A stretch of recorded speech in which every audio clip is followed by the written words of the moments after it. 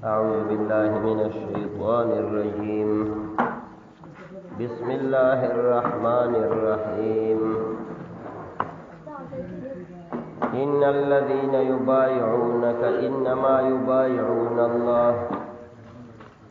يد الله فوق أيديهم فمن نكث فإنما ينكث على نفسه ومن أوفى بما عاهد عليه الله فسيؤتيه أجرا عظيما.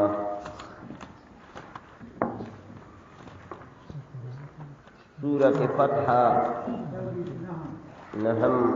نمبر آیت پگشتم سپارہ دال فتح سورت نهم آیات.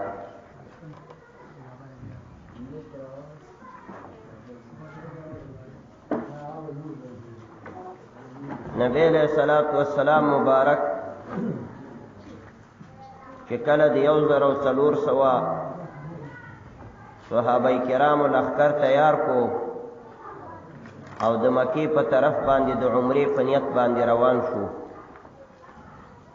نو لاره کې د مکی مشرکانو د خوانه ورته خبر راغی چې مخکې مرازه ګنې ویني به زمونږ او ستاسو سره توی شي. نبی علیہ الصلوۃ والسلام ورته ویل چې زه د جنگ په نیت نه درځم، عمرې ته در روان یم. د مکې مشرکانو ورته ویل چې نه د جنگ په نیت راځه او د عمرې دپاره راځه، دا باندې مسجد حرام سکال بند دی او کفارو یو غټ لښکر تیار کو چې مشر پې باندې خالد ابن ولید وټاکلو. دې وخته پورې لا دې ایمان نه و راوړی او خالد ابن ولید د خپل لښکر سره د حدیبی مقام سره نږدې واړول چې نبی علیہ السلام مخکې لاړ نشي. نبی علیہ السلام په حدیبیه کې رئیسار شو، مخکې لاړ نو، او هلته یې سفیران ورته راولېږل، حویتب او سهیل بن عمر او نور، عروه ابن مسعود ثقفي وغیره. او نبی علیہ السلام سره لاسلیکونه وشو او امضاګانې وشوې او یو 10 کالو دپاره جنگ بندي وشوه او د هغې شرایط وړاندې شو. خو په دې دوران کې نبی علیہ السلام هم یو سفیر ولېږو مکې ته، عثمان ابن عفان رضی الله تعالی عنه، چې د مکې د خلقو حالات وڅاري. عثمان صاحب چې مکې ته لاړو نو هلته یو غټ کافرو د مکې په سردارانو کې هغه د عثمان صاحب ملګری و، یعنې لین دین او روابط تعلقات یې سره د پخوانه. هغې عثمان صاحب د لاسه ونیو او د مکې مشرکانو له وویل چې دا سړی زما په امان کې راننوتو، که دې ته چا ضرر ورسو دا به ما ته ضرري، دې ته به څه نه وایې.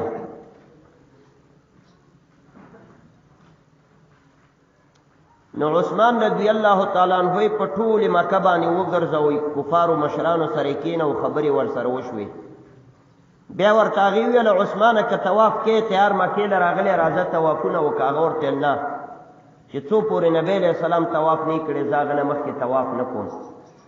تیار بیت الله ته راغلی و، خو چې نبی علیہ السلام حدیبیه کې رئیسار و، ده ویل زه طواف نه کوم، وی نه کوم. هلته نبی علیہ السلام ته د دروغو اوازه راله چې عثمان کفارو شهید کړلو. دا د دروغو یو اوازه خوره شوه مکه حدیبیه کې او مدینه منوره کې ویل عثمان یې د خیره شهید کو. منافقان ویل. نبی علیہ السلام هم ډېر پریشانه شو. عثمان صاحب د نبی علیہ السلام دریم یار او خلیفه دی د اسلام. د نبی علیہ السلام 2 لورګانې پې واده وي، یکې بعد د دیګرې ذوالنورین ورته وی، او د حیا او د شرف او د سخاوت لوی غرو. نبی علیہ السلام مبارک پې ډېر خفه شو. نو صحابه را جمع کې ویل راشئ ما سره د عثمان په انتقام اخیستو باندې څوک بیعت کوي. د کیکرې ونه و هغې ته نبی علیہ السلام هغه ډډ ته تکیې وواله داسې د هغې ونې ذکر دلته راغلی تحت شجرتې ونې لاندې ویل د عثمان سے بدل چې د کفارو نه الو څوک ما سره په دې باندې بیعت کوي. ټول صحابه راله 1400 صحابو د نبی علیہ السلام سره بیعت وکړلو. دا بیعت په څه باندې و؟ دا بیعت په انتقام د حضرت عثمان بن عفان باندې چې د ده بدل به د ټولو کفارو نه الو کدی شهید کړی. چې کله 1400 کسانو بیعت وکړو صحابو، آخره کې نبی علیہ السلام د خپل چپ لاس مبارک ته سراجو کوی فرمایل دا خیر لاس زما لاس دی او دا د عثمان لاس دی، د هغه دپاره زه بیعت کوم، داسې بیعت وکړو. نو گویا کې دا د عثمان صاحب په لوی شرف او مرتبې باندې دلالت کوي چې د الله پیغمبر خپل لاس د عثمان لاس وګرځو، ویل هغه دپاره هم زه دا د بیعت کوم په مړینه باندې که هغه مړ شوی مثلا. اوازه دروغ و، عثمان صاحب یې نو شهید کړی. نبی علیہ السلام مبارک سره ټولو صحابو بیعت وکړلو. دا بیعت په بې صحابو یادو اکثره او د فخر دپاره به یادو. په غزوه احزاب کې د خندق په غزا کې چې کله صحابو باندې حالات را سخت شو، نو نبی علیہ السلام چې ولیده چې صحابه پریشانه غوندې معلومیږي، اسنه چې کمزوري نشي، زړه مات نشي، نو صحابو چې د نبی علیہ السلام په مخ مبارک کې دا حالت احساس کړو، ورته وفرمایل نحن الذين بايعوا محمدا على الجهاد ما بقينا ابدا. من هغه خلک یو چې د محمد په لاس باندې بیعت کړی دی علیه الصلاة والسلام، او من په دې خبره باندې بیعت کړی چې ستا سره به موږ جنګیږو او جهاد بکو ما بقینا ابدا، تر څو چې زموږ په بدن کې ساوي موږ به تا سره جهاد کوو. دا هغه بیعت ته اشاره ده چې کومې دلته کړی. نحن الذين بايعوا محمدا على الجهاد ما بقينا ابدا. بخاری شریف کې دا روایت ده. نو دلته د نبی علیہ السلام سره د عثمان صاحب د پاره او د بدل غستو د پاره بیعت وکړو. الله فرمایي ان الذين يبايعونك، یقینا هغه کسان چې تا سره بیعت وکړلو پیغمبر. بیعت دې ته وایي چې لاس راوالی او د بل په لاس کې ورکړي، دې ته بیعت وایي.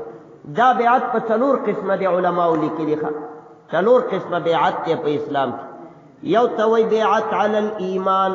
چې په ایمان باندې بیعت وکړي، یعنې یو کافر مشرک صلیبي راشي وایي چې ایمان راوړم، نو د یو مسلمان په لاس کې لاس ورکړي ووایي چې اشهد ان لا اله الا الله واشهد ان محمد رسول الله، دې ته بیعت علی الایمان وایي. ټولو کفارو به نبی علیہ السلام سره دارنګې بیعت کو چې د نبی علیہ السلام په لاس کې به لاس ورکړلو او کلمه طیبه به یې ویله، او زنانو به داسې بیعت کو، زنانه به چې مسلمانانې کېدې هغوی د نبی علیہ السلام په لاس کې لاس نه ورکوخه، ځکه چې زنانه وې. عائشه صدیقه رضی الله تعالی عنها فرمایي ما مس ید رسول الله صلی الله علیه وسلم ید امرأة قط. د نبی علیہ السلام لاس مبارک کې چرته زنانه لاس نه دی ورکړی ښه، لیکن داسې بیعت په یې اغوستو چې کافره ښځه به راله د خیمې نه د باندې دننه به ودرېده، د خیمې نه دننه. نبی علیہ السلام به د خیمې نه د باندې و، یو لوی څادر به یې راواغوستو، یو پیڅکه به یې زنانه ته ورکړله، بله پیڅکه به نبی علیہ السلام لاس کې نیولې وه، ورته به ویله ووایه چې اشهد ان لا اله الا الله واشهد ان محمد رسول الله. داسې بیعت به یې زنانه وله اغوستو. اوس هم بعضې نیکان خلک ګڼه ګوڼه شي بیا داسې بیعت ورکوي. مفتی فرید صاحب رحمه الله، مفتی اعظم پاکستان او د خپلې زمانې لوی ولی الله او لوی محدث کبیر فقیه العصر مفتی محمد فرید صاحب چې باړې ته راغلی او پېښور ته طالبان او علما او د عوامو خلکو رش پېزخ ډېر شو، دومره ګڼه ګوڼه شوه چې د حتی د مرګ خطره یې وه پکې، دومره ازدحام پې دې مخلوق جوړ کړو. بیا ترې ګیر چاپېره خلک ودرېده، ویل چې صرف داسې لاس پې کېدو، ډېر یو اوچت شخصیتونه. بیا هغه د بیعت چا طریقه وکړه چې څادر یې راواغست، یو څادر سره نور ګنډه کړه هغه سره پورې و، نو هغې باندې خلکو لاس یې ښودو او بیعت او وظیفه یې ورکوله. کله چې ګڼه ګوڼه شي بیا اولیاء کرام دغه بیعت کوي په دې طریقه باندې. نو نبی علیہ الصلاة والسلام سره بیعت شوی او دې ته بیعت علی الایمان وایي. دا یو قسم. دویم قسم بیعت کوم یو دی؟ دویم دی بیعت علی الخلافت، په اسلامي حکومت باندې بیعت کول چې یو بادشاه ټاکل کېږي او مسلمانان د هغه سره بیعت وکړي. نن سبا خو دا مشکله ده، ځکه د یو مملکت خو په کروڑونو انسانان دي، هر یو خو بادشاه ته لاس نشي ورکولی. نن سبا بیعت دا دی چې د لرې ځای نه ووایي چې بس دا زموږ بادشاه شو او موږ وټاکلو او موږ پرې خوشحال یو، دې ته وایي بیعت علی الخلافت. او دریم قسم دی بیعت علی الجهاد، دا دلته چې کوم ذکر دی دا بیعت علی الجهاد. او څلورم قسم دی بیعت علی الاطاعت، یا علی ترک المعصیت د ګناه په پرېښودلو باندې بیعت او په اطاعت باندې بیعت دا پیران اخلي نیکان صوفیای کرام چې په صحیح طریقې والدې ته وایي بیعت علی ترک المعصیت. نبی علیہ السلام څلور واړه قسمه بیعتونه د صحابو نه اخیستي. یو ځل یې صحابو ته وفرمایل وی ټولې ناستو وایي څوک به ما سره بیعت وکړي په دې خبره باندې چې مسلمان ته به دوکه نه ورکوم، مسلمان سره به چل ول نه کوم، په دې به را سره څوک بیعت وکړي؟ صحابه کرامو را منډې کوي موږ یې در سره کوو یا رسول الله. نن لاس کې لاس ورکو. یو په هغې خلکو کې نعمان بن بشیر رضی الله تعالی عنه دا یو صحابي دی. ډېره مده د نبی علیه السلام د وفات نه وروسته یو ورځ یې د مال منډیي ته لاړو لکه دا دلته چې د څارویو منډیي لګي هغوی په بیعت داسې کلک ولاړو. اوس ګورئ ورته څومره کلک لوز دی. یو چا اس خرڅو، نعمان بن بشیر پیسې جب کې ایښې وې چې اس والمه. ویل زه پې لږ منډه وهلی شم. ویلاو یو ځای پورې پې منډه ووهله او بېرته یې راوست وی درو. ویل وایه په څو دی ځوانه؟ ویل دا اس تاله در کوم په 800 روپۍ باندې، په دې کې به کمې نه وي. نعمان بن بشیر رضی الله تعالی عنہ جب تلاش کو ویل بالکل صحیح ده واله دا 1000 روپۍ، په 1000 روپۍ ته یې واغستلو. ملګرو ورته ویل دا ولې؟ هغې په 800 ویله په ښه پې راضي وو. په ځای د دې چې ورته ویلی چې په 200 یې راکړه نو تا 1000 روپۍ ورکې. ویل دا اس چې ما وزغلو زه اسونو کې ډېر ماهر یم، دې کې قابلیت د 1000 روپو دی، خو دا غریب ساده دی نه پوهېږي په سودا، دا تېروځي. او موږ د الله پیغمبر سره بیعت کړی او په دې خبره چې مسلمان ته به دوکه نه ورکوو. هغه موږ ته غږ وکړو چې څوک به ما سره بیعت وکړي، ما په لاس کې لاس ورکړی نو څنګه له اوس دوکه په 200 روپو کې ورکړم؟ اس دا 1000 دی، دې ساده دی نه پوهېږي، په 800 یې خرڅوي، په خپل مال په ارزښت نه پوهېږي. نو زه خو هغه خپل بیعت نشم ماتولی چې د نبی علیه الصلاة والسلام سره مې کړی دی. یو ځل نبی علیه الصلاة والسلام مبارک صحابي فرمایي وایي موږ ته وفرمایل چې څوک به ما سره بیعت وکړي په دې خبره چې چا نه به سوال نه کوم، چا نه به څه نه غواړو. وایي موږ هم ورسره بیعت وکړلو. هغه صحابي بیان کوي وایي زما ملګري صحابه کرام په دې بیعت باندې دومره ټینګ ولاړ دي. وایي حتی چې اوس یو صحابي د اوښ په شا باندې سوري لاس نه چې متروکه لاندې وغورځېږي بل ته نه وایي چې رایکه ورپسې راکېږي، خپله یې راخلي. وایي ځکه موږ نبی علیه السلام سره په دې خبره بیعت کړی چې چا نه به څه نه غواړو. نو ګوره هغه متروک هم چا نه نه غواړي، خپله ورپسې راکېږي راوایلي. داسې کلک ولاړو. نو دې ته وایي بیعت علی ترک المعصیت، د ګناه په ترک باندې. او په 28مه سپاره کې د دې بیان را روان دی. اذا یا ایها النبی اذا جاءك المؤمنات یبايعنك على ان لا يشركن بالله شيئا ولا يسرقن ولا يزنين ولا يقتلن اولادهن ولا ياتين ببهتان يفترينه بين أيديهن وارجلهن ولا يعصينك في معروف فبايعهن واستغفر لهن الله. اے پیغمبر خزی چې در تراشی مؤمنان او تا سره بیعت کوي په دې خبره چې الله سره به شریک نه نیسي، غلا به نه کوي، زنا به نه کوي، په چا به بهتان نه کوي، نو بیعت ورسره وکړه پیغمبره دې ښځو سره. نبی علیه السلام به زنانو سره بیعت کوه. وایه بیعت را سره وکړئ. نو بیعت به ورسره وکړلو. هنده یوه زنانه وه په ورځ د فتح د مکې دام راله او زنانو بیعت کو. هندي ځان په بوکره کې ډېر کلک پټ کړی و، ځکه هنده هغه ښځه وه چې د احد په غزا کې د نبی علیه السلام تره حضرت حمزه رضی الله تعالی عنه چې شهید شوی و دې زړه را ایستلی و، غاښې پرې لګولی و، ځکه حمزه صاحب د هندي پلار وژلی و. حمزه سید الشهدا حمزه د هندي پلار م وژلی، ورور یې م ورته وژلی و، هغه د کفارو سردارانو. نو هندي د خپل پلار او د ورور بدل داسې واغستو چې د حمزه صاحب دا ځای څیرې کړو سینه، زړه یې ترې راویستو، غاښ یې پرې ولګولو. ویل اوس مې زړه یخ شولو. نو په ورځ د فتح د مکې چې ایمان راوړو د نبی علیه السلام نه یارېدله چې ما خو د تره په زړه باندې غاښ لګولی دی، هسې نه چې مړه مې کي. نو ویل داسې کار کوم ځان یې بوکره کې پټ کړو یا سور څپټي راله نبی علیه الصلاة والسلام ته ودرېده. ویل ځان ورته نه ښیم، خپله دا بیان کې بخاري شریف کې روایت دی. وای ما کلک قصد کړی چې ځان به ونه نه ښیم چې یو وار ایمان نه اړم کلمه را باندې تېره کړي، بیا خو نبی علیه السلام مسلمانان نه وژني، بیا به ورته ځان وښیم. او که مخکې مې وله ځان معرفي کو تیار کافره مې مسې نه چې صحابي ته امر وکړي چې مړی که. نو وایي غلې ورغلمه، زنانه ولاړې وې بیعتونه کېدل. وایي امام د څادر پیڅکه ونیوله. وایي نبی علیه السلام به یوې زنانه یوې له ویل چې وایه قل ووایه شرک خو به د الله سره نه کې، ووایه چې الله سره به شرک نه کوم. وای زما نوبت چې راغې دا ډېره زړوره وه هنده. وای ما ته یې وویل چې شرک به الله سره نه کې، علی لا یشرکن بالله شیئا، یو ټکی به ویل چې آیات کې کوم راغلي وای ما ورته یا رسول الله په شرک کې دا څومره موده مو څه تورم پکې وکړه چې دین وروسته به یې کوو څه ګټم شرک کې وکړه چې بیا به املا کوو علی الله یشرکن بالله شیئا ولا یسرقنا غلا به نه کوئ نو وای دلته زنا نبی علیہ السلام را مخکا وای زنا به نه کوئ وای ما ورته یا رسول الله زنا رزیلی خزی کوي او د بیکاره قومونو د اشرافو خزی او د شریفانو قومونو خزی زنا نه کوي دا هو د ابو سفیان خزه و اوچته کورنۍ وکنه د امیر معاویه سه مور ده وای ښا ځان به معرفي نه کوي د اشرافو خزی زنا نه کوي وای نبی علیہ السلام مسکه شلو وای ولا یسرقنا غلا به نه کوي ولا تسرقنا وای زدي وخت پوی نه شم رانه را شو چې ځان بوله نه معرفي کوم وای ما ورته یا رسول الله نور اغلا خو نه کو غټ اغلا او زما دا میړه ډیر خسیس دی ابو سفیان دا رنرڅ وتړی کلک نو که ګوړه او چې وګورته نه لک پټ راخلم بچولا وای ته هندای وای چې ومه چې زما میړه ابو سفیان وای نبی رسول الله ته هندای وای ما یا رسول الله ولا چې ما نه خو ویل شما ځان نه معرفي کو او زه هندای ما وای خزه سیده دا در تروا ده چې د خپل ځان د پاره او د بچو د پاره یو شی بچت کې هډیر اغلا به میړنم نه کې چې میړنه راخله او په خلکو تقسیمات کې شروع کړي دا بنه کې لګ لګ صدقه کولې شيخه دا احادیث کې د دې باب دی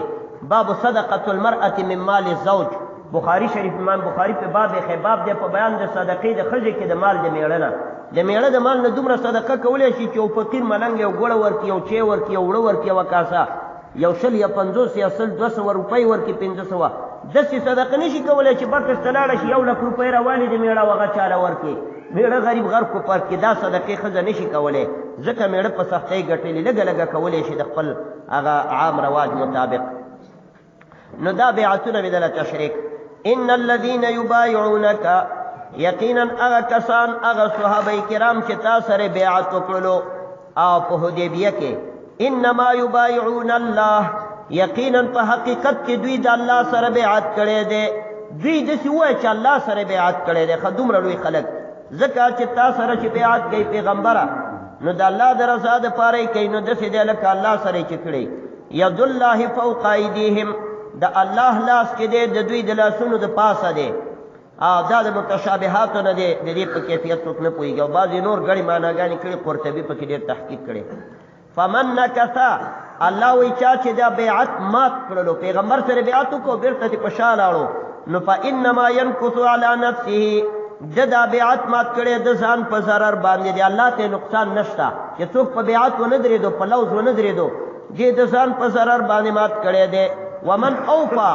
او چا چې پورواله وکړلو بما فاغه خبر باندې عهد چې تعهد کړي عليه فاغه خبر باندې الله د الله سره ومن اوفا چا چې پورواله او وفای وکړه بما فاغه لوز باندې فاغه خبر باندې عهد چې تعهد کړي عليه فاغه خبر باندې الله د الله سره چې الله سره په کومه خبره تعهد او لوز کړي چې پاغي وفا وکړه نو فسيؤتيه اجرا عظيما زرد چې الله ورته ورکي په آخرت کې اجر عظیم چې دا بیعت سر ته ورسو الله ورته اجر ورکي دلته د عام قرات او د خط قانون نه خلاف عليه الله راغله غني رسمي خط دا او د صرف قانون چې عليه راشي عليه هو نه راځي عليه راځي ځکه دا قانون دی په علم صرف کې چې یا ساکنای او یا کسری او دا غین ورسته ضمیر راشي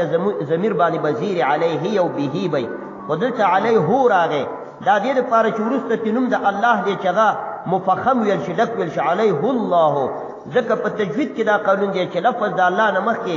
زما یا فتحې ذریعہ تیخ نوم د الله ډک ویل کېږي او کومخ کې تنذیر به ترکیب کېږي نرم بالله ویل کېږي او کومخ کې تنفیخ عليه الله ویل کېږي ډک ویل کېږي نو دا ضمیر ځکه خلاف القياس په زماره لګني قانون دا چې عليه الله ویل شوی او عليه هو ویل شو غني بل ځکه قران کې عربي کې به عليه هو و نه ګوري عليه راځي دلته عليه هو راغی دا دغه قانون د پاره او چا چې وفا وکړه په هغه لوز باندې چې الله سره په تعهد کړي دي نو الله ورته ورکي اجر عظیم نو دغه بیعت اصل کې د عثمان صاحب د انتقام د پاره دا بیعت غسل شوی او به پکې د عثمان صاحب دومره لوړه درجه شو چې نبی له سلام خیلا سره جو کوی ول دا زما لاسته شپ لاس را جو کوی دا د عثمان لاسته ولغه د پاره ز بیعت کوم د سی ورته وکړه او ځنې خلک شیعاګان و غیره د عثمان صاحب تنقیس کوي کمی کوي اعتراضات پہ کئی یا د ابوبکر سے یا د عمر سے یا د نور صحابو دی آیات کریمه دا ثابت کړلا چې ان الذين يبايعونك انما يبايعون الله چا چې تا سره بیعت کړي په حقیقت کې د الله سره بیعت کړي الله سره چا بیعت په هغه کې نور څه خبره پاتې شو نه کاغه نه کوم ګنام سرزت شوی ځینې صحابهونه بعضی ګناهونه شوي چې پیغمبران خو نه دي بس هغه به څه نه وي خاموش کته دا پکې شو او دا چونو چې را پکې لټې گویا کې ته د الله په قانون کې چونو چې را لټې دا سړی به زندگی کېږي په دې خبره باندې او د اسلام نه خارجيږي بخاری شریف کی روایت ته چې عبد الله ابن عمر سے یو ورځ ناستو د بیت الله شریف دیوال ته تکیه والے وا عبد الله ابن عمر رضی الله تعالی عنہ د عمر فاروق سے زوی دی او په صحابو کې لوی عالم او د لوی درجه مالک دی دا یو ورځ دی د پاره ناستو چې خلک براتلو د مسائل پوښتنې به کې کولې ځنی علما صحابه کرام براتلو بیت الله ته به تکیه والا هغه وخت دی د پاره بناستو دنیا مسلمانان براتله د مسائل پوښتنې او دوی به جوابونه ورکول او عالم تدا پکارم دي چې یو ځای کې کینی دي د پاره چې خلک مسائل پوښتنې وکړي او جواب ورکړي دی وجنا حضرت شیخ سے بویل نور الله مرقده هغه ویل عالم چې په مسله منځو کې زر بنه منډه کوي چې کور نه منډه کوي لکه صاحب په مسله کې نه کوم مسلمان به د مسلې پوښتنه کوي حضرت شیخ مولانا حسن جان شهید رحمه الله هغه به مسله باندې صدر کې ناست چې مسائل به ختم شو بیا به روان شو او چې ته زر لاړ شي نو د خلک به د مسایلو پوښتنې چا نه کوي نو عبد الله ابن عمر رضی الله تعالی عنهما ناس ته دیوال ته تکیه والی یو سړی راغی یو شیعه چې د صحابو دشمن او خاص کر د عثمان سره سره ډیر زدو ځنې صحابو کې خاص اشخاص دي چې هغه سره د باز خلکو ورانه نو عثمان سره ته ویل سوچ کوي ورتاله دغه ته ویل ابن عمر سره ته ورته خدا معلومه ده چې د حدیبی په صلح کې چې نبی رسول الله بیعت غوښتو عثمان پکې نو کنه هغه ورته لا نو پکې مطلب دای په یو اعتراض چې عثمان په دې بیعت کې نو غني مرتبه ټیټه ده ویل په صلح د حدیبیه کې خو چې الله وایي چې عزت ناراضی ملقد رضی الله ورسره روان دی الله دا خلکو ناراضی شو چې چا سره تابعات وکړو ویل هغه کې عثمان نو کنه ابن عمر سے ورته نو ویل ښا سړی خوشاله چې یو اعتراض کوم په صحیح شو ویل د بدر په غزا کې هم عثمان نو شریک شوی کنه هغه ورته نه د بدر په غزا کې نو ابن عمر سے ورته ویل د احد په غزا کې چې هغه کله صحابو شکست خوړو لګمنډه کړله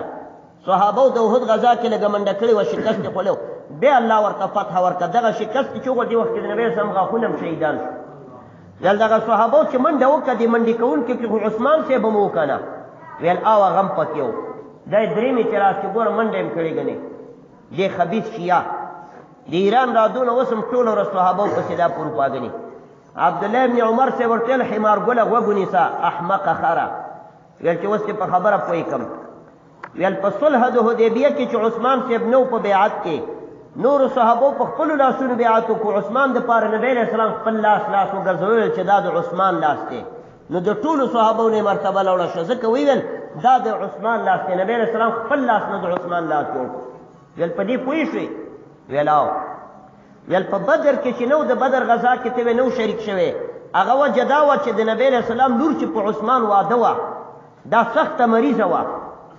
رقیه بی و ام کلثوم و غالبا دا ډیره مریضه و او دسی مریضه و چې د مرګ حالت یو او نبی رسول الله د بدر غزا ته روان دي کفار میدان نه راوتلی دي چې نبی رسول الله نه دي چې پیغمبر نه دی ولته د کفار ټول سرکرده مشران راوتلی ابو جهل راغلی ابو لهب راغلی عتبه او شیبه ټول میدان نه راوتلی دي نو نبی رسول الله عثمان سے ته ویل چې عثمانه زما لور ده او ستا بیبي ده همدامه ته وارثان یو نو یا به زه پاتې کېږم یا به ته پاتې کېږي چې د دې بچی خدمت وکړو که زه پاتې شم نو زه خو چونکې پیغمبر یم دا ټول صحابه ما دپاره دي او بل د بدر اوله غذا وه په اسلام کې ستره غذا وه د روژې میاشت وه سخته ګرمي وه که زه پاتې شم د مکې سرداران راوتلي دي نو زه به میدان ته ووځم او ته پاتې شه ګوره څومره اوچت پیغمبر دی که بل څوک وی نن سبا لیډران وایي به ته لاړ شه زه به پاتې شم که ده برهان الدین رباني یا سیاف وی یا ګلبدین وی نو پات وچنی رو شمشتو په بوی کلک دنی ولی و په ایمان و په تورخم را وختي د روسان وخت نه دغه بچی ور مخکې کول زمونږ د خلسر او ټنګونو باندې ور غورځیدل هغه ته الله شهادت ورکو دا یو چې سادهګانو غلط کار وکړي الله په شهادت باندې خپل دیدارونه ورکو او دا سیکان نه دي دا هندوان دا که الله ته ورنن سمه سزا به ورته ورکړي دا غټ خنزیران دي ګوره دا ولې ډران نه دي مجددي پیر ګیلاني رباني مسعود ګلبدین او سیاف علیه اللعنت دا هغه خبیثان دي خاص د امریکې بچي د هغې وخت نه ګورې د امریکا خلکو په الله باور وکړئ چې د امریکا خلکو دا انګریزان ورته پټ پټ وچنېرله په بوله راتله او دوی او د پاکستان د آی اس ای خلکو او دا اوس هسې پروپاګنډ کې هغه ډالو خوري نو دا تورونه او تهمتونه تړي او د انګریزانو غیږ کې ناست نو دا یو نه راتلو بچي دي یو نه راتله د چا بچي انجنران دي او د چا پروفیسران دي لندن او بلجیم کې پې سبقونه ویل او زمونږ افغانان یې جنګول او اوس کابل کې ناست دي او دا خبرې کوي دا ټول هغه لعینان دي ګورې یو ووټ ورنه کوي دې خبیثانو ته یو ووټ په شریعت کې حرام هم دی په شریعت کې ووټ نشته دی یو کتاب کې ووټ نشته که د پاکستان ملانې ورکوي هم خوش بد کوي دا نه یو چې هم عالمان دي عالم به غلط کار کوي نو ته به هم ورپسې کوې ابه ناروا کوي ته به هم کوې نه به یې کوې او بیا چې ورکوي هم داسې خلکو له مه ورکوئ نو نبی علیه الصلاة والسلام مبارک ایمان ته وګوره عثمان ته داسې نه وایي چې ته لاړ شه او زه به پاتې شم وایي زه به لاړ شم ته زما د بچی خدمت ته پاتې شه ځکه چې دا په حالت د مرض کې ده هماغه و چې نبی علیه الصلاة والسلام د بدر غزا ته لاړو او هلته چې کله غنایم تقسیمېدله نبی علیه السلام عثمان صاحب ته خپله برخه هم د غنیمت پکې ورکړه ځکه ویل هغه ما پاتې کړی دی او چې واپس نبی علیه السلام راتلو مخې ته ورته خبر ورغی چې لور دې وفات شوې ده ام کلثوم رضی الله عنها وفات شوې وه رحمت للعالمین پیغمبر د اسلام په معرکه کې لګی دی او لور یې دلته وفات شوې وه او عثمان صاحب او پاتې شوو کسانو خفه کړې وه مبارک را روانو د غزا نه خوشحاله و چې الله فتح راکړه مخې ته خلک ورله چې یا رسول الله ستا لور مبارک وفات شوې ده نو نبی علیه الصلاة والسلام پاتې کړی و هغه شیه خبیث ته عبدالله ابن عمر صاحب ویل هغه له د هغه تلونکو غازیانو نه لوی اجر میلاو شو چې کوم میدان نه وتلي هغه نه هم عثمان نه لوی اجر میلاو شو ځکه چې نبی علیه السلام چاله وایي ته پاتې شه او زما د لور خدمت وکړه د الله د پیغمبر د لور خدمت چې وکړي تجهیز او تکفین او دوی وکړي دا څومره لوی مقام دی دا بل او ویل ته چې وې چې د احد په غزا کې کومو صحابو منډه کړې وه عثمان صاحب هم پکې کړې ده د هغې په باره کې الله فرمایي ان الذین تولوا منکم یوم التقى الجمعان انما استزلهم الشیطان ببعض ما کسبوا ولقد عفى الله عنهم کومو کسانو چې منډه وکړه الله وایي د احد په ورځ باندې دا شیطان وسوسه ور واچوله نو هغوی یو منډه وکړه ولقد عفا عنهم الله ورته معافي کړې ده ټولو ته الله وایي ما ورته معافي وکړه چې وایي که قصه ختمه په دې اوس وخت کې چې لوی بزرګ د زمانې او ګناه ته نیوشي الله نه وایي چې ما ورته معافي کړي ځکه وحي کمه ده وحي بنده ده که نه او هغوی ته سمدستي الله جبریل امین راولېږ ولقد عفا عنهم الله و ټولو ته مې معافي وکړه بس کیسه ختمه شوه اوس پکې اعتراض په کوم ځای کې نو په دې وجه باندې هغه خبیث ته عبدالله ابن عمر رضی الله تعالی عنهما جوابونه ورکړله د صحابو جامه ډېره پاکه د هغوی باندې اعتراض او د هغوی له ګوتنیوی ښه نه دی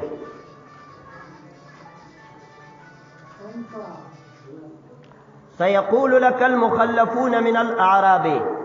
واشتمه سپاره کې به د دې موضوع نور تحقیق مو ان شاء الله په دې ځای کې چې لیغیظ وبهم الكفار سيقول لك المخلفون من الاعراب شغلتنا اموالنا واهلنا د دې آیات کریمه شان نزول د څه دی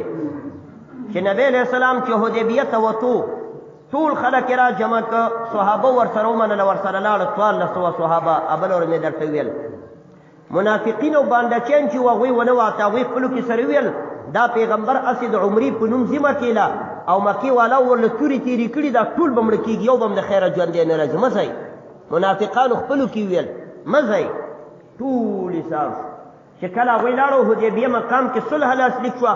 او امانت سلامت راله او لاره کې په صورت فتح نازل شوه او الله نبی علیه السلام ته لاره کې دا زیری ورکوي چې پیغمبره په نږدې وخت کې یو میاشت دو پس د خیبر غزا به ته کې هلته به ځې نوم به یې د غزای خو جنګ به نه کېږي د خیبر یهود به تختې او ټول مالونه به یې تاله مفتو کې پاتې کېږي مفتو کې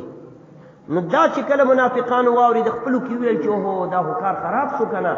میاشت پس خیبر داسې مالداره یهودیانو لکه اوس امریکا نه چېرته پاتې شي هغوی سره څومره مالونه دي او شی نه دي نو دې منافقانو نبی علیه السلام چې حدیبیه نه راواپس شو نبی علیه السلام ته راله په خیر خو رالی که نه هر کله راشي موږ در پسې دعاګانې کولې ډېر ښه شو چې الله ژوندي راوسلې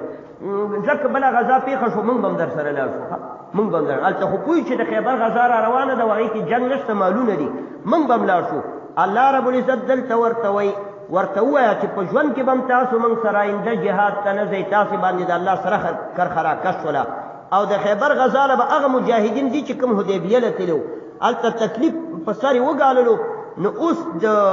راحت او د غنایمو ځای چې دی هلته به مغویځي، ځکه ګټه به هغه څوک اخلي چې چا تاوان برداشت کړی. سیقول لک المخلفون، زر ده چې وبوئ تا ته دا پاتې شوي کسان من الاعراب د منافقینو نه، د بانډچینو نه. څه به درته وایي؟ اول خو به درته عذر پیش کړي، شغلتنا اموالنا و اهلونا، منګه مشغوله کړي و خپلو مالونو او خپلو بچو، ولا ښځه مې مریضه وه ځکه پاتې شوم د الله رسوله، بچي مې مریضانو، مال مې او کور دیوالونه مې ټیټ د غلو نه یېرېدو. او فاستغفر لنا، نو موږ دپاره معافي وغواړه د الله نه. او همغسې وکراله نبی علیه السلام ته کېناست، یاره د الله نه راته معافي وغواړه، موږ خو تاسو الله، خو د زړه نه یې نه ویل، که د زړه نه یې دا م ویلی وی نبی علیه السلام ورته معافي کړی وی، الله به غوښ کړی وی ورته، او خو د زړه نه یې نه ویل، هسې په خولې ویل، مشورې سره کړې وه. ولې به ویو چې موږ ته د الله نه معافي وغواړه، به وایي چې یا الله دا زما امتیان وبخې ټول، بس موږ به یو ځله خیره کار وشو، نو به راتلونکي د خیبر غزا نه به ورسره لاړ شو او مفتو کې به مالونه راوړو. دا یې عقیده نه وه چې الله به پرې وحی رالیږي. او دا به درته وایي چې موږ دپاره معافي وغواړه. یقولون بالسنتهم، الله وی دا منافقان وی په خپلو ژبو باندې، ما لیس فی قلوبهم، هغه خبرې چې زړونو کې نشته، زړه کې دا نشته چې نبی علیه السلام راته د الله نه معافي وغواړي، صرف په خولې باندې وی. قلت ورته ویه پیغمبره، فمن یملک لکم من الله شیئا، څوک به تاسې خلاص کړي د الله نه یوه ذره، ان اراد بکم ضرا، که الله اراده وکړي په تاسو د ضرر، که الله تا ته خطره در رسوي، مرض در رسوي، وایرس در رسوي، څوک به د الله نه خلاص کړي؟ ته به په دې خلاص شي چې ولا حدیبیې ته ورسره نړم، ولا کور کې کېناستم، ولا احتیاط مې وکړو، په دې به خلاص شي چې الله چا ته د ضرر اراده وکړي، څوک به یې بچ. او اراده بکم نفعا، یا اراده وکړي چا ته تاسو ته د فایدې رسولو، الله چې چا ته فایده رسوي څوک یې منې کولی شي، الله چې چا ته ضرر او نقصان رسوي څوک یې منې کولی شي. بل کان الله بما تعملون خبیرا، بلکې الله پاک دې په هغه څه باندې چې تاسې کوئ خبردار. څم چې وکړه الله پې خبر دې دروغ هم ویله، او تاسو دې وجې نه لا نړۍ حدیبیې ته الله وایي. بل ظننتم، بلکې تاسې دا ګمان کو، ان لن ینقلب الرسول، چې واپس به رانشي پیغمبر، والمؤمنون او مؤمنان صحابه کرام، الى اهلیهم، خپلو بچیانو ته، چې ګنې دوی به لاړ شي مکه کې به ټول شهیدان شي، ژوندي به رانشي، دې وجې نه نه تللی، یارېدی بې غیرتو ابدا همیشه د پاره. وزین ذلک فی قلوبکم، او دا خبره خیسته شوې وه ستاسې په زړونو کې. وظننتم ظن السوء، او تاسې ګمان کولو ګمان بد، تاسو بد ګمان کو په الله او د الله په رسول باندې. وکنتم قوما بورا، او یی تاسې ای منافقین یو قوم هلاک شوی، تاسې یو قوم یی چې الله به هم هلاکوي، دې دنیا کې به هم هلاکوي او آخرت کې به هم تباه کېږئ. ومن لم یؤمن بالله ورسوله، او چا چې ایمان نه نوړو په الله باندې او د الله په رسول باندې، فإنا اعتدنا للکافرین سعیرا، یقینا من تیار کړی کافرانو ته ګرم اور. ولله ملک السماوات والارض، او خاص الله لره بادشاهي د اسمانونو او د ځمکو ده. یغفر لمن یشاء، او د هغې خوښه ده چې چا ته بخښنه کوي چې خوښه شي، او عذاب ورکوي چا ته چې خوښه شي، او دی الله غفور رحیم. سيقول المخلفون، دا اوس هغه خبره ده چې ما درته مخکې وکړله، چې دوی راله نبی علیه الصلاة وسلام ته یې ویل چې یا رسول الله، خو چې په خیر رالی او ژوندي راورسېدی، مونږ خو ولا حدیبیې ته لا نړو پاتې شو، او زه خیر دی که بله غزا راله لاړ به شو چې خیبر ته به هم ځان سره ویسي او د یهودو مالونه به راوړو. الله وایي سیقول المخلفون، زر ده چې وبوئ درته دا پاتې شوي خلک کورونو کې منافقان، اذا انطلقتم الی مغانمه، کله چې تاسې ځئ غنیمتونو پسې خیبر ته، لتاخذوها، چې راوایخلئ، دوی به درته څه وایي؟ دوی به درته وایي ذرونا، موږ هم پرېږدئ، نتبعکم، چې تاسو پسې درشو، موږ هم صرف تاسو تابعداري کوو. یریدون، دوی اراده لري، ان یبدلوا کلام الله، چې تغییر راولي د الله په وعده کې، د الله په کلام کې تغییر راولي. څنګه؟ الله داسې وعده کړې ده چې خیبر ته به هغه څوک دي چې حدیبیه ته هم تللی، چې څوک نه تللی به نه ځي، دوی وایي موږ به هم در سره لاړ شو، نو د الله وعده بدلوئ، داسې چیرې هم نشي کېدی. قلت ورته ووایه لن تتبعونا، چیرې موږ پسې مه راځئ، کښېنئ کور کې. کذلکم قال الله من قبل،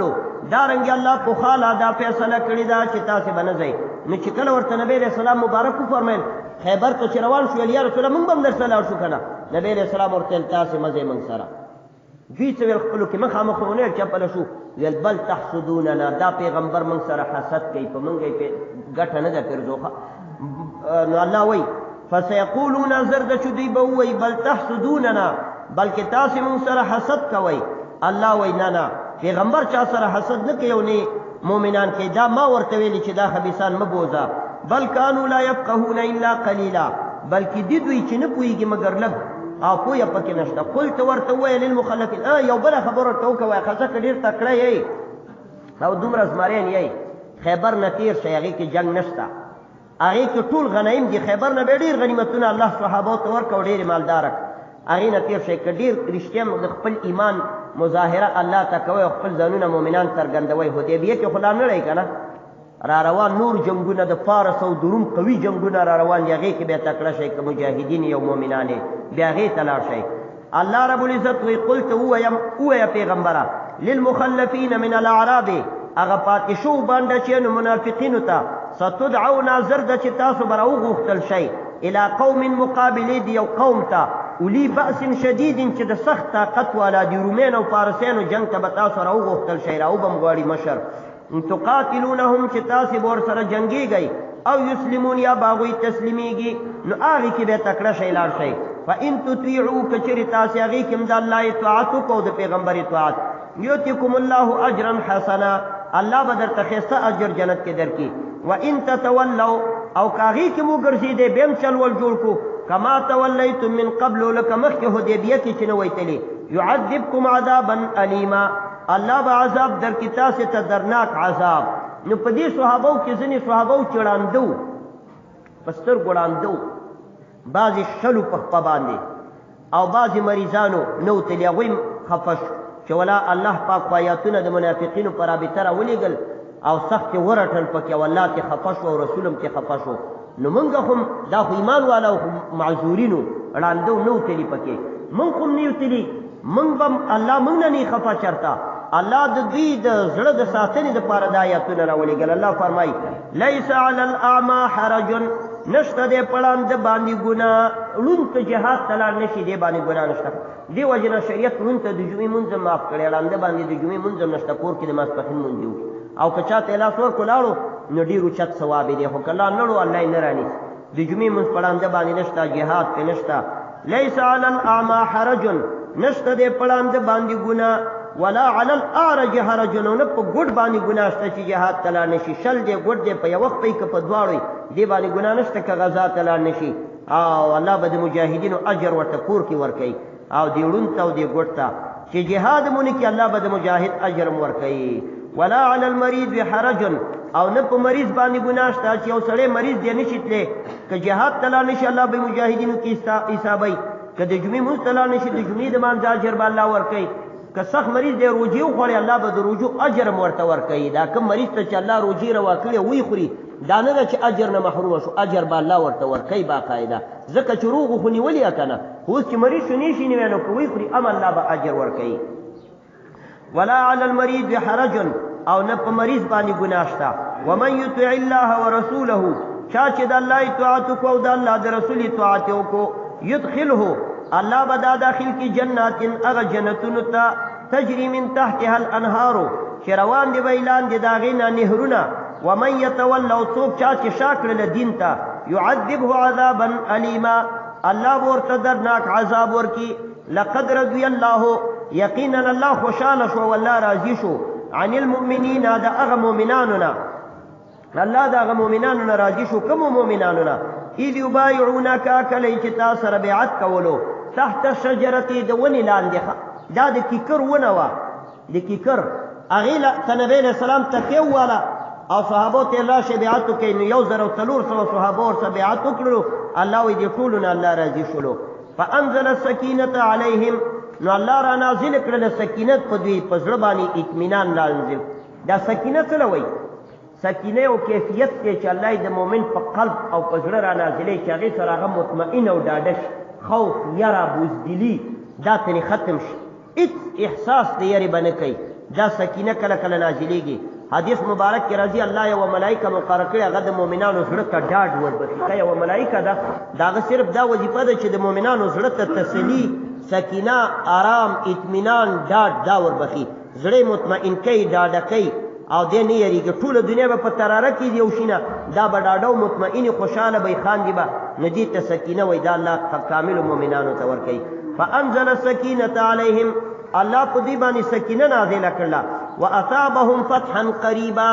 او الله ورته په اجر او انعام کې ورکړه نږدې فتح یې ورکړله تا سره ونې لاندې چې بیعت کړی هغې مؤمنانو ته الله فتح هم ورکړه د مکې او د خیبر فتح یې ورکړه ومغانم کثیرة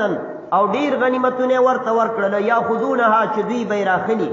خیبر کې ورته غنایم ورک يهوديان وتښتېد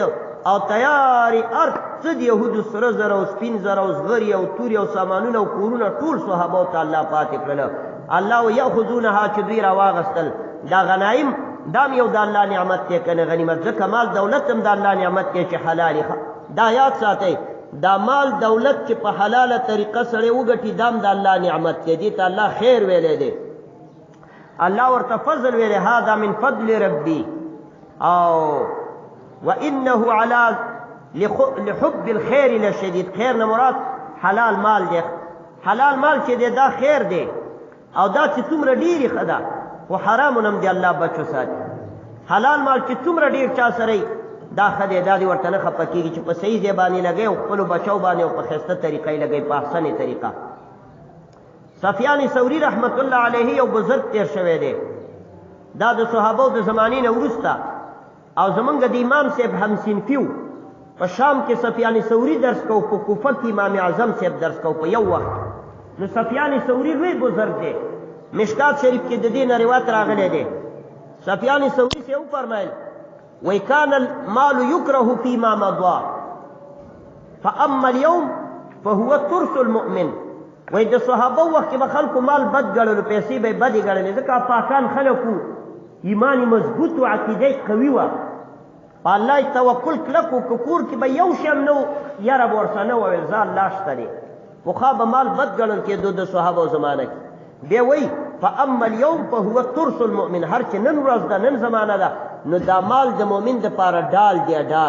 ډال باندې سړی د ګزار نه ځان بچ کوي که نه د دشمن د ګزار نه نو د مال په وجه هم سړی د مشکلاتو نه ځان بچ کولی شي ډاکټر نه به لاړ شي دوایي به وکړي یو مشکل نه به ځان بچ کړي حیا او پرده به پرې خوندي فاما اليوم فهو ترس المؤمن نن ورځ چې دی دا مال چې دی دا د مؤمن دپاره ډال دی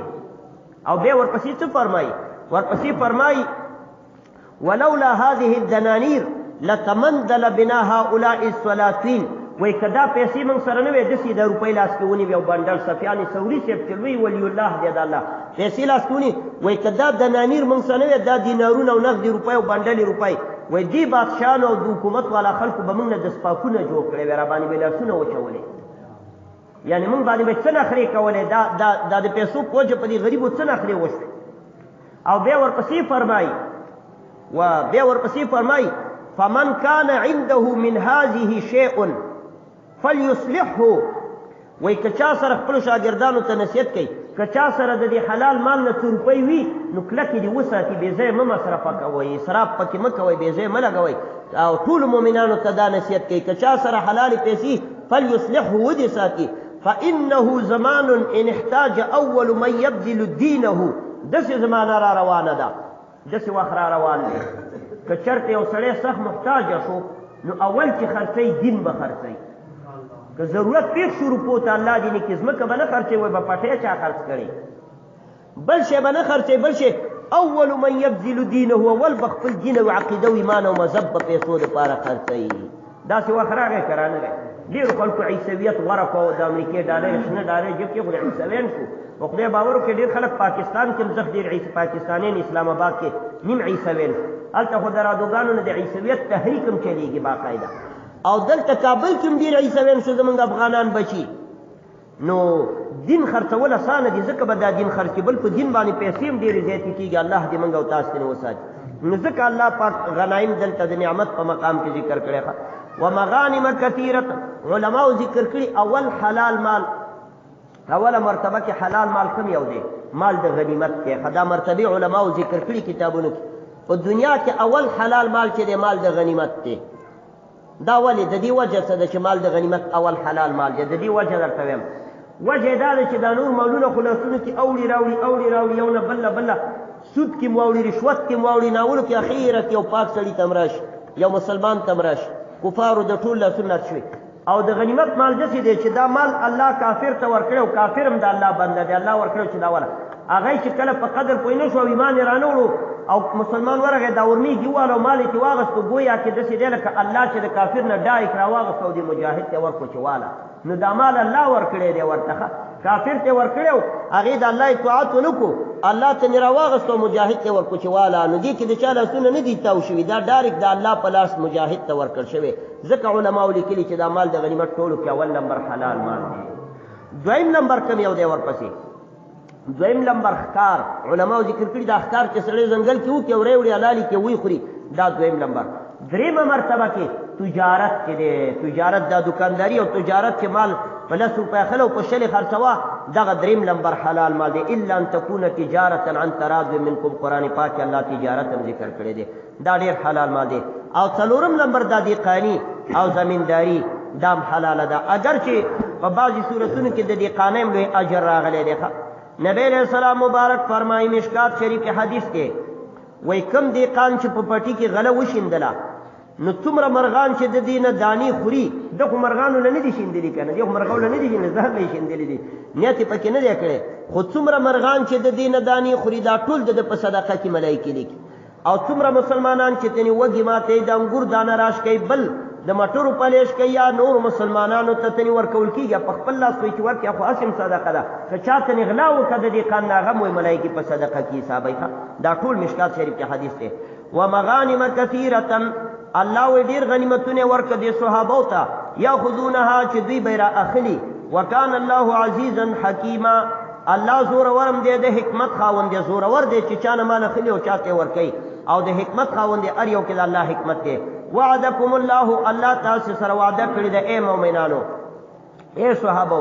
مغانم کثیرة د ډېرو غنیمتونو تاخذونها چې تاسې به راخلې هغه غنیمتونه د ډېرو در سره وعده کړې چې دا به درکوي تاسو ته فعجل لکم هذه بعضې غنیمتونه الله په جلتۍ سره تاسو ته درکړه سمدستي درکړه وکف د خیبر په غذا کې وکف ایدی الناس عنکم او الله بند کړه لاسونه د کفارو ستاسو نه هغوی باندې روب واچو د هغوی لاسونه تاسو نه بند کړه تاسې مو نه کړلو په خپله یې درته هر څه پرېښو ولتکون آیة للمؤمنین دې دپاره چې دا شي یوه نشانه د مؤمنانو دپاره چې مؤمنان په دې پوه شي چې واقعي چې الله برحق دی او د هغې دین حق دی وګوره موږ لږ کمزور یو او دومره لوی قوتونه یې موږ ته راڅملول او موږ ووهله چې دا یو نشانه شي مؤمنانو ته چې موږ له وګوره او دوی ته وګوره د هغوی نه موږ غنیمتونه راوړله او الله موږ ته راکړه ویهدیکم صراطا مستقیما او چې الله هدایت وکړي تاسې ته د صراط مستقیم د نیغې لارې تاسې وګورئ الله پاک په لږ دغې باندې ټولي باندې الله د کفارو لوی لوی لښکرونه ماتوي نو دا د الله مرسته ده و اخرى الله وی نور غنیمتونه دي لم تقدروا علیها چې تر اوسه پورې په تاسې نه قادره شوي صحابو ته الله وی راتلونکي وخته پورې قیامته پورې نور غنیمتونه به مجاهدینو ته ورکوم په هغې لا تاسو نه قادره شوي په دې کې قیامته پورې چې څومره غزوات او جهادونه راځي او د مؤمنانو لاس ته غنیمتونه ورځي دا ټول پکې راله لکه د روسانو وخت کې مجاهدینو ته الله پاک زمونږ افغان مجاهدینو ته ورکړه تاسې وګورئ وروس دومره لوی طاقت و ټولې دنیا ورله سلامي کوله شپږ مملکت یې د خپلې ګېډې لاندې راوړي یو لوی خاما و بخارا تاشقند ترمز سمرقند قفقازه لوی لوی ملکونه بخارا د اسلام مرکز و بخاري شریف امام بخاري چې پکې لیکن هغه ټول روسانو را لاندې خو چې افغانستان ته راله د الله شان افغانستان د رودینیل دریب دی هر فرعون پکې سر خوري افغانستان ته چې راله هغه لوی طاقت د وروس الله دړې وړې کړلو او الله پاک نیست او نابود کو ځکه د افغانانو ایمان هم قوي دی الحمدلله عقیده مضبوطه ده او اعمال برابر دي اوس هم په ټوله نړۍ کې د افغانستان غوندې مؤمنان ګوره بل ځای کې نشته قوي مؤمنان دا ساده بود مؤمنان او دا قوي مؤمنان دا زموږ افغانان چې پاکستان کې ګډ کړه شیخ حجب شه ودرېږه اوجه دا ده چې هغوی ګیرې نه پرېږدي که نه پاکستانیان ټول چې وګورئ لکه ټال څه وباړي او خوی یې جړاګانو غوندې سوقه سړی پکې نه زموږ افغان پکې ورایه نه معلومېږي پټکې به والې ګیرې پرېښي واسکټ یې اغوستې غټ څادر ورسره یي هغوی چې وګورئ لکه دغې نه چې راغلي لندن نه چې راغلي اکثره خوی پی نو ځکه پې باندې غږ وکړي لرې ځای نه پېژني نو په ټوله نړۍ کې افغانان بیل پېژندل کېږي زموږ یو قاري صاحب د خوږیاڼو هغې ماله قصه کوله دوبۍ کې مزه ډېر عمر یې تېر کړی اوس هم غالبا چې هلته به وای دوبۍ کې د جاز میدان لورن و ټیکټونه چې راغلي قطاره کوټي دي لوکس لوکس او ښځې هم ناستې سړي هم ناستې هر خپل کمپیوټر ته ټیکټ راغلي نو دا خو قاري ځای و که نه ښه سوقه و بل افغانان خو بېل معلومېږي رنګ نه وایي زه پوه نه وم چې خلک وله دغه مخکې ځای کې ودرېږي زه داسې راتاو شوم چې داسې راتاو شو کوټې او ټولو غر والوئ سړي مخکې ښځو نه مخکې دي او ښځې سړو نه مخکې دي سره جت جوړ شو ما چې څه چل شو منډې کې او شاله را ګوري مه راځه مه راځه بس وایي زه ودرېدم عسکرو را منډې کړي څه چل څه شی کې وایي ما ویل ټکټ راخله به وایي چې تالاشي را تالاشي دې شم راسنو مړه وایي مسلمان هغلته ودرېږه که نه وایي هغو دې دومره وهېرول چې دا څه بلا راله سخت ویرېدله وایي چې لیده مې نو نر او ښځې پکې نه معلومېده ټول یو رقم نو د هغوی نر او ښځې ګډ وډ ناست دي دا پته نه لګي چې دا نر دی که دا ښځه ده د صدر کې به هم داسې و یو هلک یو راغی ناول مال که زنانه ده ما ولار پرې خو چې رانږدې چې ګورمه غالب داسې ځان جوړ کړی لکه زنانه داسې وي نو الله پاک ځکه افغانانو ته دا ستر ویاړ ورکړو چې روسان یې په دوی باندې ووهل چې د افغانانو ایمان هم قوي دی عقیده مضبوطه ده او الحمدلله په ټوله نړۍ کې افغانان دي چې دې کې اسلامي عنعنات او اسلامي قوانین دلته جاري دي نور دنیا کې دا شی نه نشته چې ورش بیا هغه قاري صاحب ویل یو لوی عرب سره زه ومه چې کم سره زه وی نوکر وم ما له ویل کم اولادکه څو بچي دي دي وی ما ورته ویل چې 11 یولس یولس دا څه کې وایي یولس یعنی هغوی عربان به دوه بچي راوړي هغوی هم داسې دي ښه پاکستان او عرب او ټوله نړۍ کې دوه بچي راوړي چوټا خاندان زندگی آسان دا خو به هلته لیکلي وو که نه دا هغه د شیطان هغه کار کوي چې بس یو زوی او یو لور کا یو زوی ته خدای واغسته هلته خو نور بند کړي که نه بیا بس ګرځې را ګرځې لکه څوباړې او وایي ما له ویل څو بچي دي دي مال 11 وایي کم معاشو که تنخوا دي څومره ده وایي دومره وایي دا څنګه پې ساتي وایي ما او وایي دومره شیخ و نیک و چې تهجدو کې به سبهي پورې ولاړو نو ما ویل تا ورته نه ویله چې ستا عقیده په الله نه لري چټي ته راوکې ودرېږې نیغ ولاړې پکې او دو ته خو رزق الله پاک ورکوي او الله یې ساتي نو ځکه دا وطن چې د ایمان هغه شاعر الحمدلله اوسه پورې قوي دي او اگر که څه نقصانات به وي خامخا انسان کمزوری دی ومغانم کثیره الله پاک وایي و اخرى نور غنیمتونه دي لم تقدروا علیها ای صحابو چې تاسې پې نه قادره شوي قد حاط الله بها هغه به قیمته پورې الله غازیانو ته ورکوي چې الله په هغوی باندې حاطه کړي الله ته هغه معلوم دي وکان الله على كل شيء قدیرا او الله په هر شي د قدرت والا دی چې کمزوري ډله راجګه کي او لوی باطل طاقت په باندې وای په دې باندې الله قادر دی او ولو قاتلكم الذين كفروا الله وی خیبر کې خودوی در سره جنگ ونه کو تخکید خدای او شی واوري که در سره جنگ کړي وي بیا به منډه کوله ولو قاتلكم الذين كفروا کچری جنگ دلې وې تاسو سره هغه کسان چې کافران دي لولوا الادبار نو اړول به شاګانی به اړول مجاهد ته شکلو تخت منډه په تیخته به کامیابېدلو او ځکه چې کافر کې ایمان نشته مؤمن مسلمان کی ایمان دی او عقیده ده لولوا الادبار نو خامخا بیشا اړوله ثم لا یجدون ولیا ولا نصیرا بیا به نه پیدا کړي دوست او نه کومکی بیا د صحابه مقابل کې اوهو چې نبی علیہ السلام مبارک سره وی بیعت کړي هغې له به څوک د نړۍ طاقتونه ټینګېدی شي او خو نبی علیہ السلام روزلي سنت الله الله وی دا د الله طریقه ده التي هغه طریقه ده قد خلت من قبل چې پخوانه را روانه ده چې د باطل د حق مقابل کې باطل تیخ تبانی اخیره کې بریلی کېږي او تختی اگر چې اول به کله یوي کله بلي خو اخیره کې به باطل سر خوري او ځي به دا د الله سنت دی چې پخوانه را روان دی الله وی طریقه ده سنت الله التي دا د الله هغه طریقه ده قد خلت من قبل چې پخوانه را روانه ده او تېره شوې ولن تجد لسنت الله تبدیلا او ته به پیدا نه کړې د الله طریقې دپاره هېڅ بدلون سبحان ربك رب العزة عما يصفون وسلام على المرسلين والحمد لله رب العالمين والعاقبة للمتقين والصلاة والسلام على رسوله محمد وآله وأصحابه أجمعين اللهم نور قلوبنا بالقرآن اللهم زين أخلاقنا بالقرآن اللهم نجنا من النار بالقرآن وادخلنا الجنة بالقرآن